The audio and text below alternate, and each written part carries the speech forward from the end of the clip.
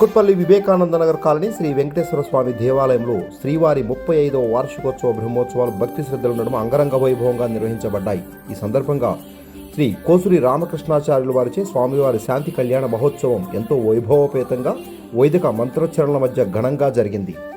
ఈ పవిత్ర కళ్యాణ మహోత్సవంలో బీజేపీ రాష్ట్ర కార్యవర్గ సభ్యులు, వివేకానంద నగర్ కాలనీ అధ్యక్షులు శ్రీ వడ్డేపల్లి రాజేశ్వరరావు, యామిని దంపతులు పాల్గొని దివ్య కార్యాన్ని భక్తి శ్రద్ధలతో నిర్వహించుట స్వామివారి కృపా కటాక్షాల పాత్రులయ్యారు. స్వామివారి కళ్యాణం అనంతరం నిర్వహించిన అన్న సమారాధన కార్యక్రమంలో పాల్గొని స్వామివారి తీర్థ ప్రసాదాలు స్వీకరించారు.